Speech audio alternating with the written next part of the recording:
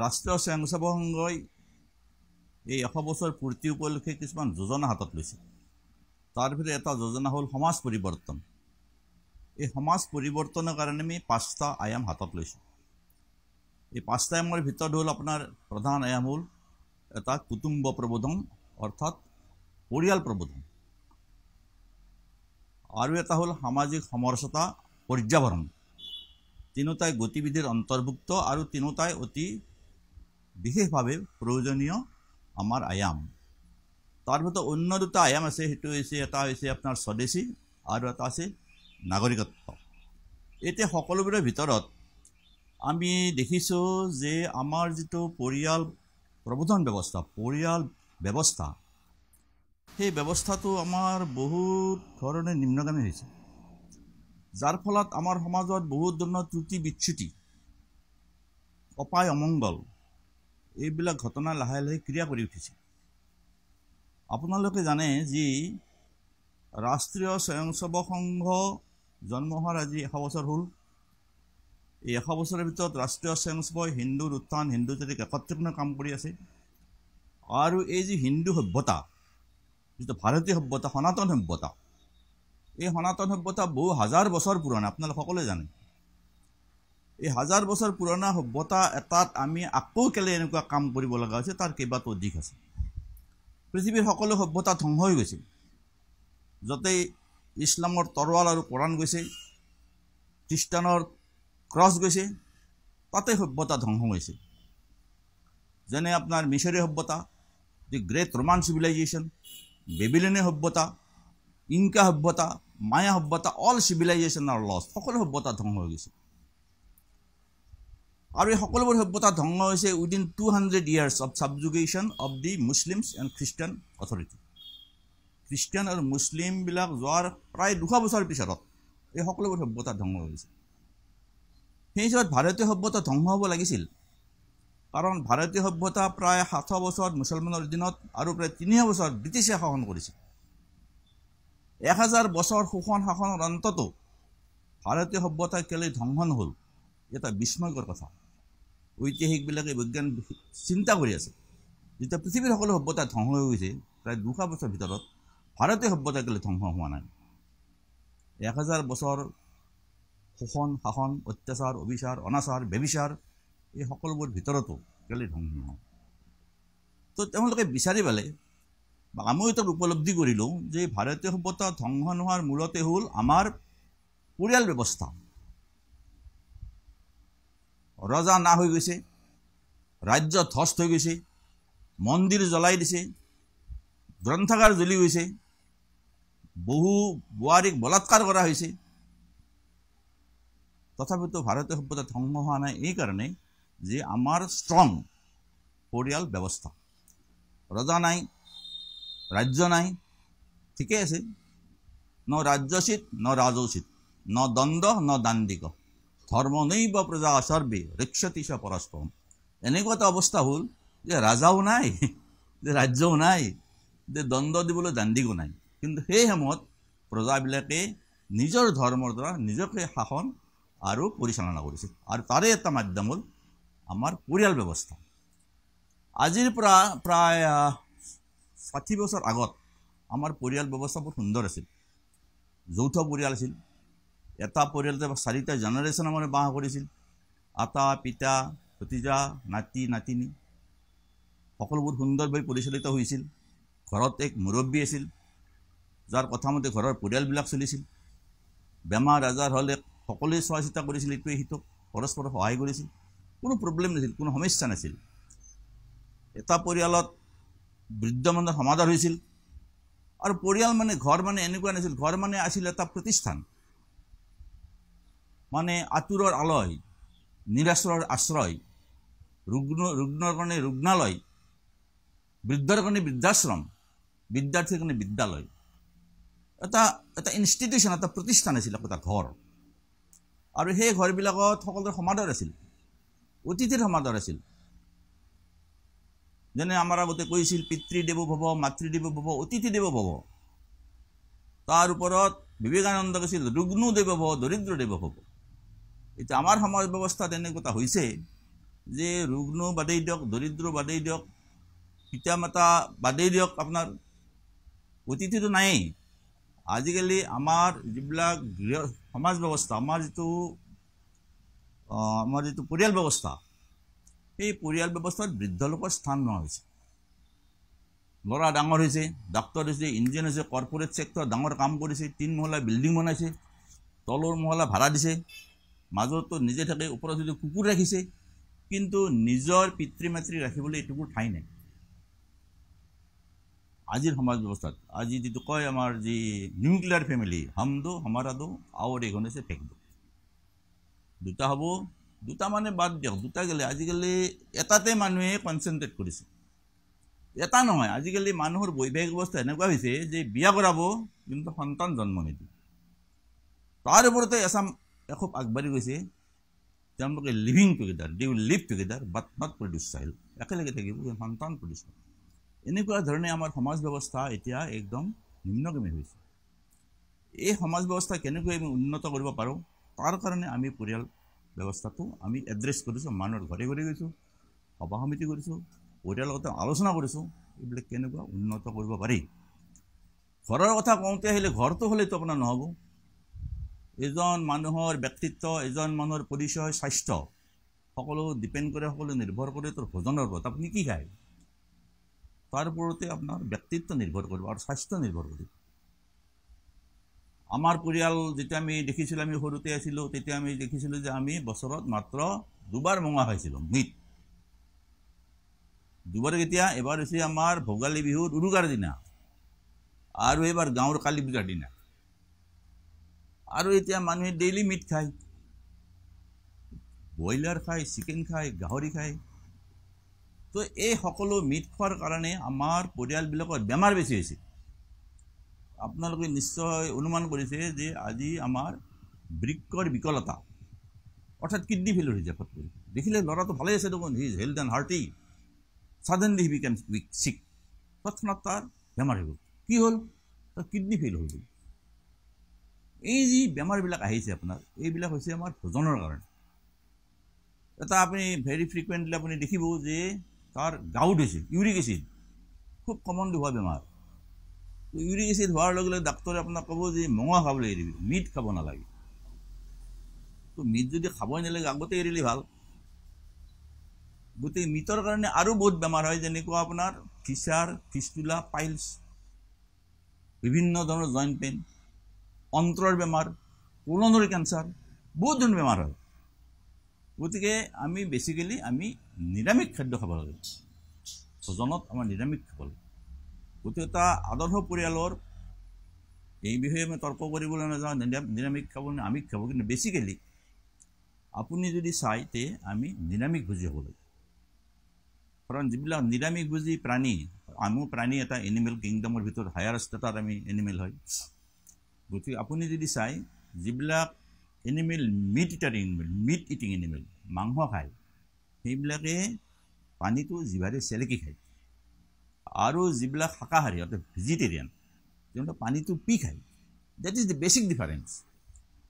তো মানুহে পানীটো জিভাৰে চেলেকি খায় নে পি খায়? যদি মানুহে পানীটো পি খায় তেতিয়াহ'লে আমি নিৰামিষ ভোজন কৰিব লাগে, ষ্টেণ্ডাৰ্ড প্ৰচিডিউৰ, বেছি আৰ্গুমেণ্টত যাবলৈ নাই। তো কিন্তু আমি যিটো সত্য, সেই সত্যৰ পৰা ফালৰি কাটি আমি আমাৰ যিটো ভোজন ব্যৱস্থা তাত বিকৃতি ঘটিছে, যাৰ কাৰণে আমি বেমাৰ হৈছে আমাৰ মানুহবিলাকৰ। এইটো এটা। তৃতীয়তে হৈছে কি আমাৰ ঘৰবিলাকত এতিয়া শান্তি নাই। এভৰিবডি ৰানিং আফটাৰ মানি, বিলাহ বৈভৱ, টকা পইচা, গাড়ী ঘোঁৰা। ঘৰত আপুনি প্ৰাৰ্থনা কৰিবলৈ এটা যি ব্যৱস্থা আছিল আমাৰ ঘৰবিলাকত, আমিতো সৰুতে থাকোঁ, তুলসীৰ ঘৰত চাকি দিছিল, সৰু এটা মন্দিৰ আছিল, তাত সকলোৱে প্ৰাৰ্থনা কৰিছিল।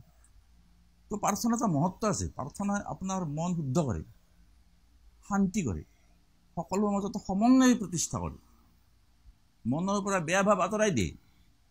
সেই প্ৰাৰ্থনাটো আমাৰ ঘৰবিলাকত আজিকালি নাই।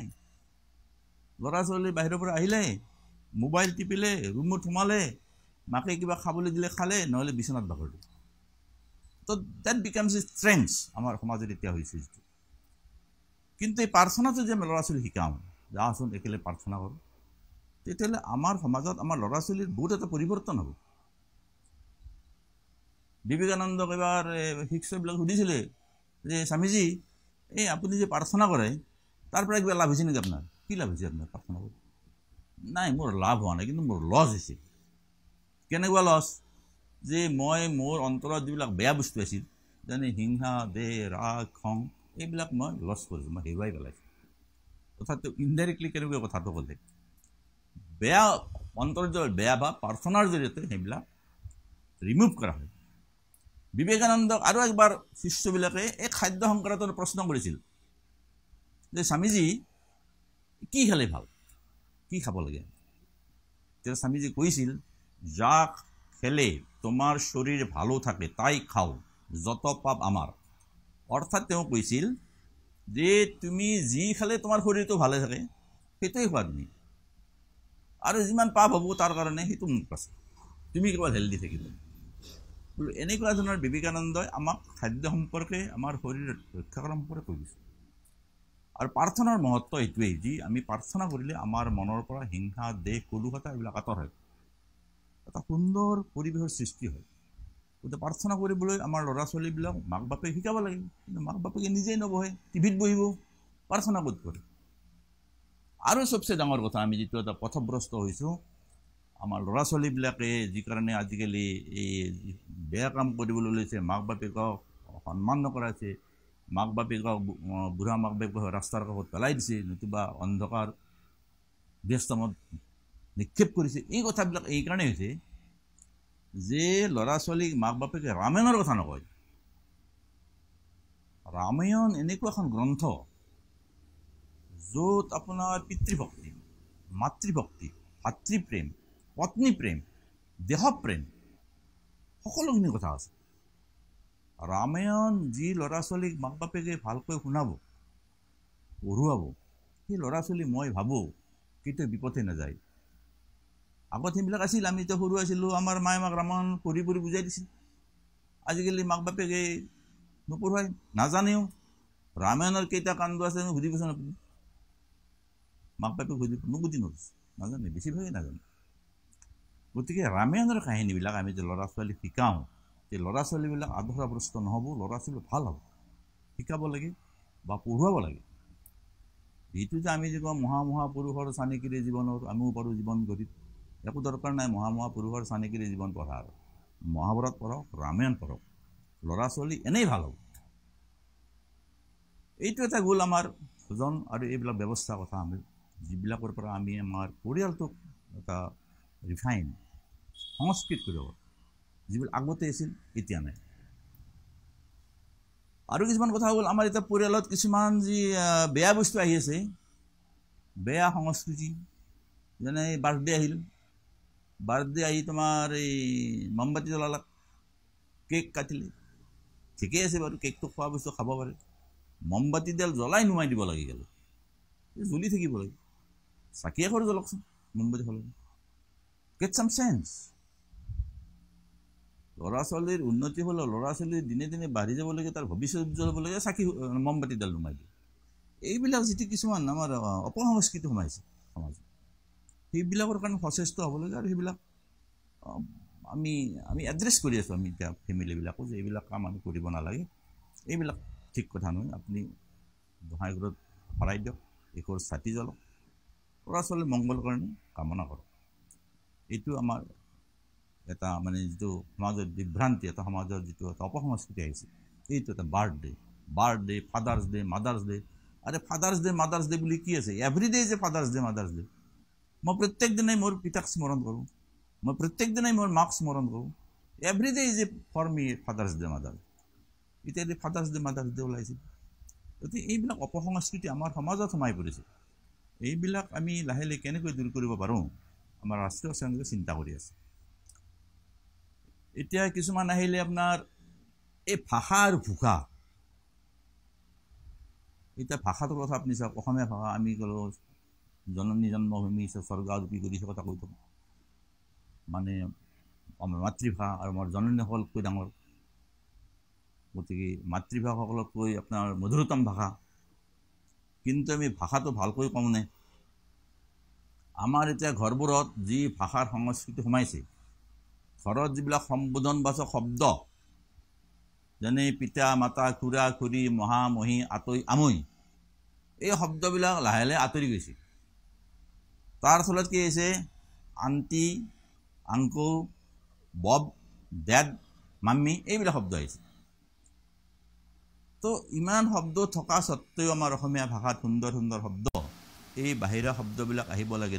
এই ইংৰাজীৰ এইবিলাক শব্দ যে চব মাহী খুৰী চবকে আণ্টি কৈ দিলে, খুৰা পেহা সকলোকে আংকুল কৈ দিলে এটা শব্দতে। গতিকে এই যিটো আংকুল আণ্টি এই শব্দবিলাকো আমাৰ ঘৰৰ পৰা যাতে আঁতৰাব পাৰোঁ আমি তাৰ কাৰণে চেষ্টা কৰিব লাগিব। ইয়াৰ কাৰণে সমাজত কিছু বিভ্ৰান্তিৰ সৃষ্টি হৈছে। তো এটা কাহিনী আপোনালোকক মই কওঁ। তো আমাৰ এজন স্বয়ংসেৱক এঘৰ মানুহ ঘৰত গৈ মাতিলে, ল'ৰা এটা ওলাই আহিলে। ল'ৰাটোক সুধিলে, তোমাৰ পিতা আছেনে? সি পিতাটো মৰিল, মোৰ দেউতা আছে। তাৰমানে তাৰ পিতাকে তাৰ পিতাকক আটাকক পিতা বুলি মাতিছিল। আটাক মৰিল, দেউতাক আছে তাৰ, গতিকে পিতা মৰিল। গতিকে এই শব্দবিলাক ল'ৰা ছোৱালীবিলাকে নজনা কাৰণে এটা সমাজত আমাৰ এটা বিভ্ৰান্তিৰ সৃষ্টি হৈছে, যিটো আমি সহজে অলপ যত্ন কৰিলে আঁতৰাব পাৰোঁ যদি মাক বাপেকবিলাকে এইবিলাক কথা বুজি পায়। আৰু ভাষা আপুনি কেনেকৈ ক'ব? আমাৰ যিটো ভাষা ক'ব লাগে আপোনাৰ মিষ্টি বোলো, কম বোলো, ধীৰে বোলো। আমাৰ এতিয়া এনেকুৱা হৈছে মানুহবিলাকে খহটা ভাষা, ৰুক্ষ ভাষা। এইকাৰণে সমাজতো মানুহবিলাকৰ মিছ আণ্ডাৰষ্টেণ্ডিং। এটা সৰুকৈ ভালকৈ কথা ক'লে মানুহে যেনেকৈ বুজি পাব, খহটাকৈ কৈ টানকৈ কৈ দিলে ঘৰত অশান্তি হৈ গ'লে এই মই টানকৈ কৈছোঁ। গতিকে ভাষাখনতে সুন্দৰকৈ ক'ব লাগে। আৰু এই যিবিলাক আমাৰ বিদেশী ভাষাৰ শব্দ, এই শব্দবিলাক আমি এৰিব লাগে। এটা আমাৰ এই শব্দটো সৰু এটা কাহিনী আছে, যেনে এইটো কৈছে আমাৰ এটা কাহিনী মানে এটা প্ৰভাৱ।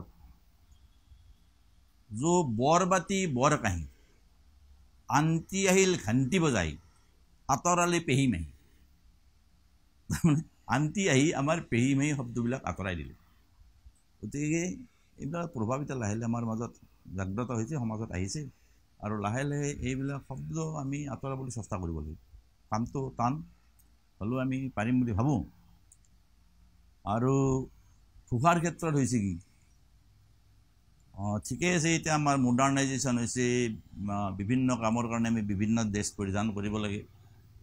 কিন্তু আমাৰ সমাজ ব্যৱস্থাত যিবিলাক কাৰ্যক্ৰম হয়, পূজা পাৰ্বণ হয়, তাত আমি ধুতিখন পিন্ধি যাব পাৰোঁনে নাই? না তাতো আমি এই 6-7খন মোনা থকা পেণ্ট পিন্ধি যাব লাগে? ঘৰত কিবা আমাৰ শ্ৰাদ্ধ হৈছে, আমি ধুতিখন পিন্ধিব পাৰোঁনে নাই? দুৰ্গা পূজাত আমি ধুতিখন পিন্ধি যাব পাৰোঁনে নাই? এটা সৰু কথা, আৰু সকলোতে জনা উচিত বা পৰিধান কৰিব লাগে। কাৰণ সংস্কৃতি এটা কেৱল আপোনাৰ লেকচাৰত বাছি নাথাকে, আন্দোলনত বাছি নাথাকে। আন্দোলন কৰিলে আমাৰ সংস্কৃতি বাছি নাথাকে। আমি সংস্কৃতি বচাবলৈ ঘৰত, আমি সংস্কৃতি বচাবলৈ সমাজত। আপোনালোকে বঙালী সমাজত কিছুমান বৰ সুন্দৰ কিছুমান উদাহৰণ আছে। অভিজিৎ বেনাৰ্জীৰ নাম আপোনালোকে শুনিছে চাগৈ। তেওঁ ইকনমিক্সত নোবেল প্ৰাইজ পাইছে। অশ্লোতো নোবেল প্ৰাইজ পাবলৈ ধুতি পিন্ধি গৈছে, বহুত ডাঙৰ কথা। কোনো আমাৰ ভাৰতীয় সাহস কৰা নাই ধুতি পিন্ধি নোবেল প্ৰাইজ যাবলৈ। গতিকে এইবিলাক মানুহৰ যিবিলাক আদৰ্শ, এই আদৰ্শবিলাক আমি গ্ৰহণ কৰা উচিত। নহ'লে আমাৰ সমাজৰ যিটো পৰিয়াল গাঁথনি, আমাৰ যিটো সমাজ ব্যৱস্থা, আমাৰ যিটো সংস্কৃতি, সেইটো আমাৰ মাজৰ পৰা হেৰাই যাব। আৰু কোনো কৰি একো আইন কৰি এই ব্যৱস্থা আমি বচাব নোৱাৰিম। গতিকে মই সকলোৰে ওচৰত এইটো আন্তৰিক অনুৰোধ যে সকলো মানুহে যেন, সকলো আমাৰ হিন্দু সমাজ, আমাৰ পৰিয়ালবোৰ যাতে সুন্দৰকৈ পৰিচালিত যত্ন কৰে। আমাৰ সনাতন পদ্ধতিৰে পৰিয়ালবোৰ যেন পুনৰ্জীৱিত হৈ উঠে। কাৰণ পৰিয়ালতে আমাৰ মানুহৰ জন্ম হ'ব, পৰিয়ালতে আমাৰ দেশৰ নাগৰিক প্ৰস্তুত হ'ব, পৰিয়ালতে আমাৰ মহাপুৰুষৰ জন্ম হ'ব। যিদৰে বিবেকানন্দ জন্ম হৈছিল, যিদৰে ৰামকৃষ্ণ পৰমহংসদেৱৰ জন্ম হৈছিল, যেনেকৈ নেতাজী সুভাষ চন্দ্ৰ বসুৰ জন্ম হৈছিল, তেনেকৈ আমাৰ পৰিয়ালতে এই মহৎ পুৰুষৰ জন্ম হ'ব। আৰু এই মহৎ পুৰুষৰ জন্মৰ কাৰণে আমাৰ পৰিয়ালবিলাক সুসংবদ্ধ, সুশৃংখলিত আৰু সংস্কৃত কৰিব লাগিব। মই এইখিনি কৈ আজি পৰিয়াল প্ৰৱৰ্ধন সম্পৰ্কে বক্তব্য সমাপন কৰিছোঁ।